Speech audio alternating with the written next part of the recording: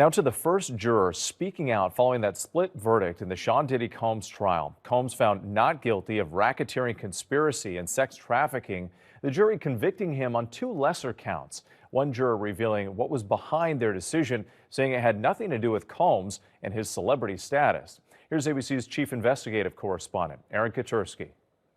Tonight, for the first time since rendering a split verdict in the trial of Sean Combs, one of the jurors is speaking out, telling ABC News Combs' celebrity had no influence on the outcome. Our decision was based solely on the evidence presented and how the law is stated, said the juror, who asked not to be identified. We would have treated any defendant in the same manner, regardless of who they are. The jury convicted Combs of 2 counts of transportation for the purposes of prostitution. They carry a maximum sentence of up to 20 years in prison, though he will likely get less. The jury found him not guilty of the most serious charges of racketeering conspiracy and sex trafficking. One thing stands between all of us and a prison, and that is a jury of 12 citizens. And we had a wonderful jury. They listened to every word, and they got the situation right, or certainly right enough. Combs remains here at this Brooklyn jail after a judge denied his request for bail, citing a propensity for violence and saying Combs poses a danger to the community. Combs' lawyers will try to convince the judge at a hearing next week to move up his sentencing from its tentatively scheduled date in October. They're hoping to get him out from behind bars as quickly as possible. Whit? Aaron Katersky, thank you. Next tonight, the Trump administration now sending 200 Marines to Florida to help federal immigration enforcement officers there. The Pentagon says it's part of the plan to deploy 700 troops to Florida, Louisiana, and Texas. About 100 National Guard members have already been assigned to the newly opened detention center in Florida that officials are calling Alligator Alcatraz. ICE agents also arresting a well-known Mexican boxer, Julio Cesar Chavez Jr., for allegedly being in the U.S. illegally. The Department of Homeland Security says he has ties to a Mexican drug cartel and will be deported. It comes just days after his fight with Jake Paul. Now to that high-stakes call between President Trump and Vladimir Putin, the Russian leader rejecting a ceasefire in Ukraine. President Trump is set to speak with President Zelensky tomorrow. All of this coming after the Trump administration suspended shipments of some key weapons to Ukraine, including vital air defense. Here's ABC's Tom Sufi-Burridge. Tonight, dramatic videos circulating online capturing another deadly Russian assault on Ukraine. 2 killed and dozens injured in Poltava. It comes as President Trump and Vladimir Putin held a high-stakes call today. Putin doubling down, telling Trump, according to the Kremlin, that Russia will not retreat from its war aims. An indication Russian forces could expand their offensive this summer.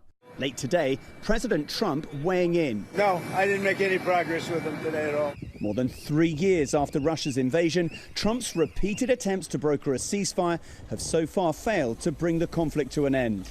At such a critical moment in the war, Russia welcoming news the U.S. has halted shipments of some vital weapons to Ukraine.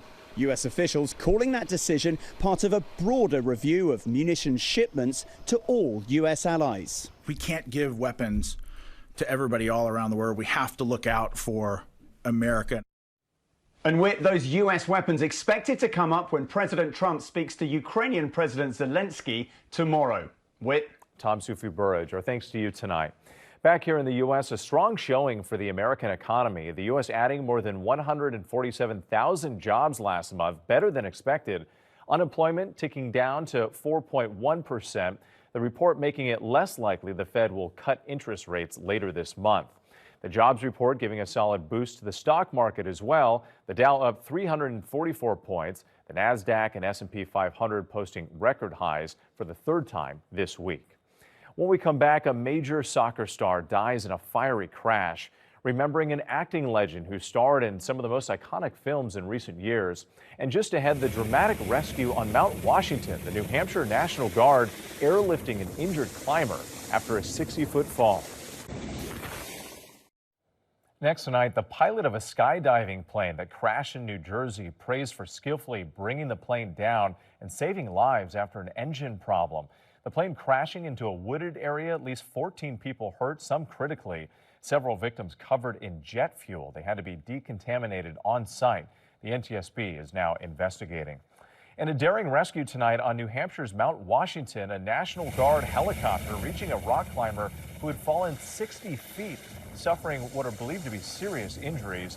A member of the Guard team helping to bring the victim aboard, and flown to a hospital for treatment. When we come back, the latest on the soccer superstar killed in a fiery crash and remembering an actor from the first Star Wars movies. To the Index now, fans around the world are mourning the death of Portuguese soccer star Diogo Jota. The 28-year-old who played for Liverpool died with his brother in a car crash in Spain overnight. Police say his Lamborghini veered off the road and burst into flames. And British actor Kenneth Colley, best known for his role in the original Star Wars films, has died. His agent says he died of pneumonia after contracting COVID. Colley played the Imperial officer in charge of the Death Star. His career spanned 60 years on stage, screen, and television. Kenneth Colley was 87. When we come back, a look back at the career of the legendary actor Michael Madsen. Finally tonight, from Reservoir Dogs to Thelma and Louise, Michael Madsen mastered the roles he played. He was a prolific actor known for playing menacing characters in Quentin Tarantino's most popular movies. Hey, what's going on? You hear that? Michael Madsen as the cruel criminal Mr. Blonde in Tarantino's 1992 directorial debut, Reservoir Dogs. The two would cross paths frequently in Hollywood, appearing in the Kill Bill films. That woman deserves her revenge. And The Hateful Eight. You're writing your life story. You bet I am. His decades-long acting career included roles in over 300 films. All missiles enabled. But he wasn't always the tough guy. You love somebody else? In Thelma and Louise, playing Louise's love interest, Jimmy. I'm not going to tell anybody anything, and I'm not going to say that I even saw you. Madsen was born in Chicago. Over the years, he'd struggled with alcohol and addiction. Aside from acting, he was also a published poet. In 2020, after receiving a star on the Hollywood Walk of Fame, Madsen reflecting on his career. Many, many years ago, I came to California. I didn't know what I was going to do at that point with myself. I could have been a bricklayer. I could have been an architect. I could have been a garbage man. I could have been nothing. But I got lucky. I got lucky as an actor. Madsen's manager saying he died unexpectedly today after he was found unresponsive in his Malibu home. Michael Madsen was 67. And his sister, actress Virginia Madsen, describing him as mischief wrapped in tenderness. Thanks for watching tonight. Good night. Thank you for making World News Tonight with David Muir, America's most watched newscast.